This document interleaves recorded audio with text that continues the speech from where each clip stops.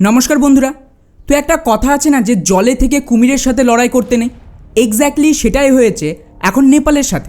কেননা কয়েকদিন আগেই নেপালের নতুন Gen Z prime minister Balen Shah ভারতকে চোখ রাঙাতে গিয়েছিল এবং ভারত পাল্টা যা অ্যাকশান নিয়েছে তাতে রীতিমতো নেপালের জনগণ ক্ষেপে গিয়ে পাল্টা নিজেদের প্রাইম মিনিস্টারের বিরুদ্ধে প্রদর্শন শুরু করে দিয়েছে।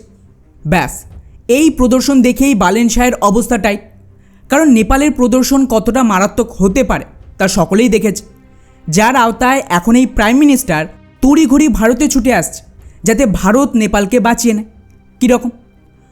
কিছুদিন আগে ক্ষমতায় এসে নেপালের এই প্রাইম মিনিস্টার ভারতের বিরুদ্ধে কঠোর নিয়ম চালু করে, যার আওতায় যদি কোনো নেপালি লোকজন ভারত থেকে 100 নেপালি টাকার বেশি, মানে আমাদের হিসেবে 62 টাকার বেশি দামের কোনো পণ্য কিনে নিয়ে যায় তাহলে তার ওপরে ট্যাক্স দিতে হবে। আর এখানে কতটা ট্যাক্স দিতে হবে? তো রিপোর্ট বলছে নেপালের সরকার এর জন্য 5 থেকে 80% পর্যন্ত শুল্ক চাপাবে, ডিপেন্ড করছে কী ধরনের পণ্য কেনা হয়েছে তার ওপরে। আর এর কিছু ভিডিও ভাইরাল হচ্ছে যেখানে নেপালের পুলিশ ভারতীয় সীমান্তের কাছে নেপালের ভেতর ছোট ছোট চকি তৈরি করে বসে আছে এবং জোরপূর্বক কোনো নেপালি যদি একটা শাড়ি কিনেও নিয়ে যায় ভারত থেকে তাকে দাঁড় করিয়ে ব্যাগ চেক করছে এবং ট্যাক্স নিয়ে তবেই ওদেরকে যেতে দিচ্ছে দেশের ভেতর। ইন্টারেস্টিং ব্যাপার হলো, এটা করে নেপালের সরকার ভেবেছিল ভারতের ক্ষতি হবে, কারণ যদি আপনারা ভারত নেপালের এই যে সীমান্ত এটাকে দেখেন, এটা বলতে গেলে পুরোপুরি ফ্রি। এখানে নেপালের লোকজন ডিরেক্টলি ভারতে এসে এই সমস্ত কেনাকাটা, এমনকি দৈনন্দিন শাকসবজি বাজারও এখান থেকেই করে যায়। আর এটা নতুন ঘটনা না, 1000 বছর ধরে এই পদ্ধতিতেই দুই দেশের লোকজন এভাবে জীবন কাটাচ্ছে। আর এখানে অ্যাকচুয়ালি ভারতের তুলনায় নেপালের বেশি ফায়দা হতো, কারণ নেপালে জিনিসপত্রের দাম অনেকটাই বেশি, ফলে ওদের জনগণ দৈনন্দিন যা কিছু প্রয়োজন এই ভারতীয় সীমান্তের এপারে এসে কেনাকাটা করে যেত। মেনলি যে সমস্ত গ্রাম ভারতের সীমান্তবর্তী এলাকায় রয়েছে তারা তো সম্পূর্ণ ভারতের ওপরেই নির্ভর করে। এখন মুশকিল হচ্ছে সাডেনলি নেপালের সরকার এই যে ট্যাক্স চাপিয়েছে, যেটা বলা হচ্ছে 5 থেকে 80% পর্যন্ত হতে পারে। আমি এটাকে 10% অ্যাভারেজ ধরলাম, তাহলেও এটা কিন্তু ভারতকে দিতে হচ্ছে না, এটা দিচ্ছে কে? নেপালের ওই গরিব লোকজন। এখন আপনারা নিজেরাই 2 মিনিট কল্পনা করুন, আপনি ডেলি 100 টাকার বাজার করেন, এখন সাডেনলি সরকার বলল কাল থেকে 100 টাকার বাজার করলে আরও 10 টাকা আমাদেরকে ট্যাক্স দেবেন, মানে রাতারাতি আপনার বাজারের খরচ 110 টাকা হয়ে গেল। এতে ওভারঅল প্রতি মাসে এবং বছরে কতটা ফাইন্যান্সিয়াল চাপ বাড়ছে আশা করি বলার দরকার নেই। এখন এমন অবস্থায় ক্ষতি কার বেশি হবে, দোকানদারের নাকি আপনার? কারণ আপনাকে জিনিস তো কিনতেই হবে, নাহলে খাবেন কি? আর এখানে আমি 10% অ্যাভারেজ ধরেছি, কিছু জিনিস আছে যেগুলো 50%, এমনকি 80% পর্যন্ত কর দিতে হবে, সেগুলো কিনতে গেলে তো মানুষ ফকির হয়ে যাবে। অর্থাৎ ক্লিয়ারলি এটা বালেন শাহের বোকামি ছাড়া কিছুই না।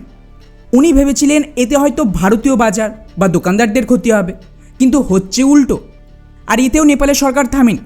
এরপর যে সমস্ত ভারতীয় গাড়ি নেপালে যেত তার উপরে নতুন করে এন্ট্রি ফি চাপানো হয়েছে।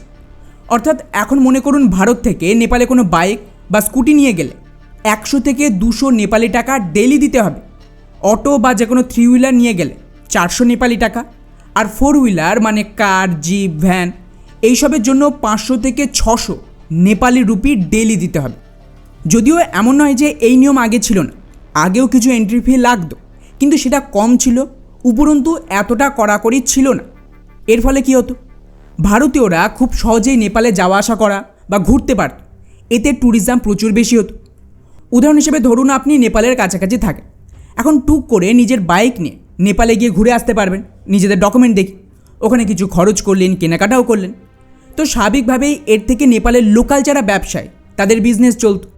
আর আগে তো এই সমস্ত ডকুমেন্টসেরও এত কড়াকড়ি ছিল না এবং বহু জায়গায় এন্ট্রি ফি নিতই না যাতে আরও বেশি লোক আসে।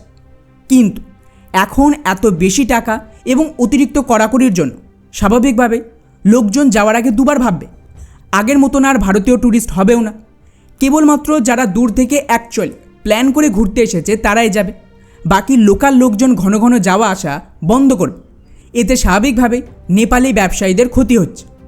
এখন এটাকে নিয়েই নেপালের লোকজন ক্ষেপেছিল যে আমরা ভারতীয় বাজার থেকে সস্তার পণ্য কিনতে যেতে পারছি না, ট্যুরিস্টও কমে যাচ্ছে।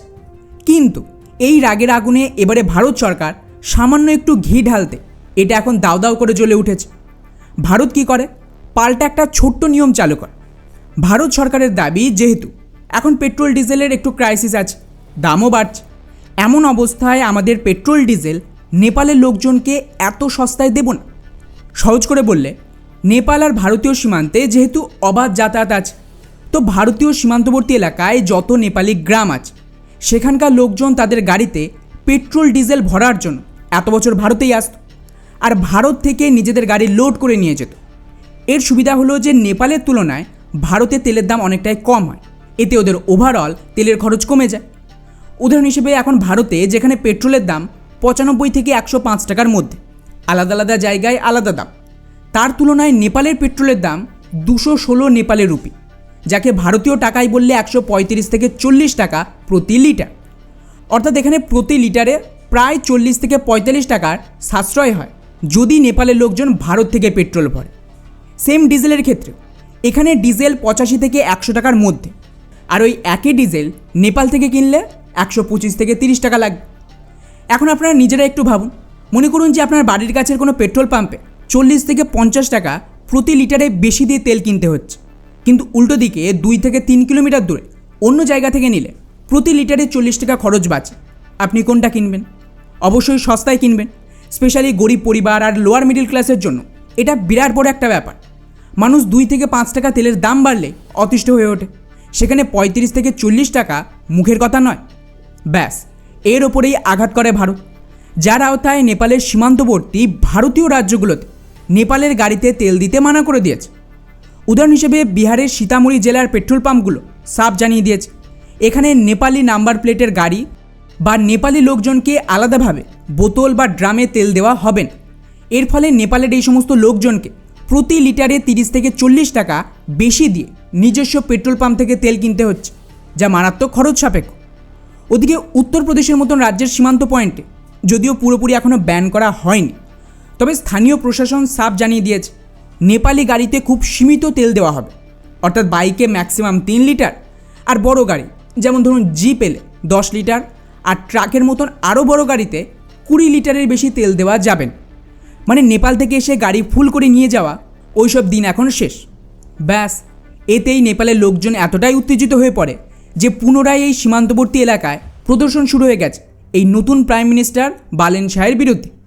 এখানে নেপালের জনগণের দাবি, ওদের আর ভারতের মধ্যে তো রুটি বেটির সম্পর্ক, মানে নেপাল ভারত ছাড়া সার্ভাইভ করতেই পারবে না। দুই দেশের কালচার ধর্ম সব এক, এমনকি নেপালিরা হিন্দি বলতেও অনেকটাই অভ্যস্ত রয়েছে, খাবার দাবারও প্রায় এক। এমন অবস্থায় সাডেনলি এটাকে ভাঙার চেষ্টা করলে ওরা মানবে না, এবং এই মুহূর্তে প্রদর্শন চলছে। যদি নেপালের সরকার এই নতুন নিয়ম তুলে না নেয় তাহলে আরও মারাত্মক প্রদর্শন হবে। এখন প্রশ্ন আসছে যে এটা কি ভারতের জন্য সুবিধা এনে দেবে? আর এই বালেন শাহ ভারতের জন্য তাহলে কি এক নতুন বিপদ হয়ে এলো? ওয়েল, আমি এটা তো বলবো না যে এই ব্যক্তি পুরোপুরি ভারতপন্থী, কারণ আগেও দেখেছি বালেন শাহ ভারতের জমিকে নেপালের বলে দাবি করত। কিন্তু তা সত্ত্বেও আমি বলবো যে এই ব্যক্তি ভারতের জন্য কিন্তু বিরাট কাজের। কীরকম? ওয়েল, নেপালের জেনজি প্রদর্শন ভারতেরও কিন্তু হাত ছিল। আমি ভিডিও বানিয়েছিলাম। ভারতের লক্ষ্য হলো নেপালে হিন্দু রাজাকে ফেরত আনা, কিন্তু এইসবের জন্য আগে জরুরি ছিল হিন্দু বিরোধী কমিউনিস্টদের উৎখাত করা। আর নেপালে 3টে বড় পলিটিক্যাল পার্টি ছিল, 3টেই হার্ডকোর কারাপ্ট, এবং এটা এমনভাবে নেপালের রাজনীতিকে দখল করে রেখেছিল যে এদেরকে না সরালে আবারও নেপালকে হিন্দু রাষ্ট্র আর মোনার্কি ফেরত আনা যাবেন।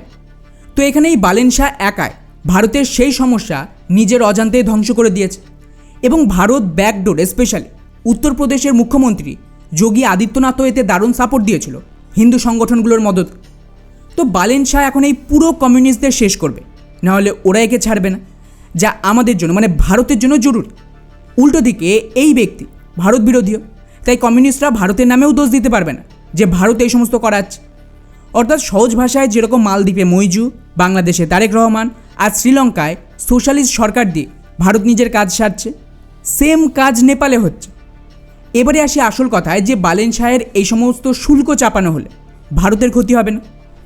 ওয়েল, সত্যি কথা বলতে ভারত সরকারও এটাই চাইছিল, যদিও শর্ট টার্মে লোকাল মানুষদের একটু মুশকিল হবে, কারণ নেপাল আর ভারতীয় সীমান্ত এই মুহূর্তে র্যাডিক্যাল জিহাদিদের সবচেয়ে বড় আতুরঘর। যদি খেয়াল করেন মেজরিটি ভারত বিরোধী বিদেশি স্পাই, তা সে চাইনিজ হোক, আমেরিকান হোক বা পাকিস্তান, তারা নেপালের সীমান্ত ব্যবহার করে ভারতে প্রবেশ করত। এমনকি আমাদের যে কান্দার বিমান হাইজ্যাক হয়েছিল সেটাও কিন্তু নেপাল থেকে হয়েছিল। এছাড়াও পুরো ড্রাগ স্মাগলিং থেকে শুরু করে একাধিক জিহাদি কাজকর্ম এর মাধ্যমে হয়। তো এই সীমান্তকেও পুরোপুরি নজরে রাখা জরুরি। সেক্ষেত্রে ভারতের দিকে উত্তরপ্রদেশের মতন রাজ্য ইতিমধ্যে নেপাল সীমান্তে যত অবৈধ মসজিদ মাদ্রাসা ছিল তা ভেঙে গুড়িয়ে দিয়েছে। ওখানে 10 কিলোমিটার এলাকায় এই সমস্ত তৈরি করা যাবে। এখন বালেন শাহ এই শুল্ক চাপিয়ে কড়াকড়ি করায় বর্ডারে ফ্রি মুভমেন্ট আরও মুশকিল হবে এবং এই সুযোগে ভারতে এই নেপাল সীমান্তকে অনেকটাই ডির্যাডিক্যালাইজ করতে পারবে। এখন এই সেম কাজ যদি ভারত সরকার করত তাহলে আমাদের দেশের লোকজন তো খেপে যেতই, আবার নেপালেও ভারত বিরোধী ন্যারেটিভ তৈরি হতো। কিন্তু বালেন শাহ সেম কাজটা করে আমাদের জন্য রাস্তা খুলে দিল। এমন অবস্থায় ভারত যা যা করবে তার রাগ নেপালের প্রাইম মিনিস্টারের ওপর পড়বে নাকি ভারতের ওপর। এতে কিন্তু এক ঢিলে দুই পাখি মারা হলো। বালেন শাহ কমিউনিস্টদের শেষ করে দিচ্ছে নেপাল, যাতে মোনার্কি শাসন আর হিন্দুরাজ ফেরত আসবে। এতে নেপাল আগের মতন হয়ে উঠবে। উল্টো দিকে ভারত দুই দেশের সীমান্তে এত বছর যে র্যাডিক্যাল ইসলামিস্টদের বাস ছিল তাকে শেষ করার সাথে বিদেশি গোয়েন্দাদের কাজকর্মকেও লিমিট করে দেবে। আর এন্ড অফ দ্য ডে নেপালের সরকারকে ভারতের কাছে আসতেই হবে। উদাহরণ হিসেবে এই রিপোর্টটা দেখুন। এখন বালেন শাহ সবার আগে ভারতের ভিজিট করবে সাহায্যের জন্য। তখন কিন্তু ভারত নিজের মতন করে ওখানে জায়গা করে নেবে। তাই বালেন শাহ যতই ভারত বিরোধী হোক না কেন, তাও ভারতের জন্য উনি একটা অ্যাসেটস, এবং যেটা সরকার করতে পারেনি তা আমাদের জন্য এই ব্যক্তি করে দিচ্ছে নেপাল। এই জন্যই আমাদের আশেপাশের প্রতিটা দেশে রিজিম চেঞ্জ হলেও ফায়দা কিন্তু ভারতই পাচ্ছে। বাকি এই পুরো বিষয়টিকে নিয়ে আপনাদের কী মনে হয় নিচে অবশ্যই কমেন্ট করে জানাবেন। জয় হিন্দ।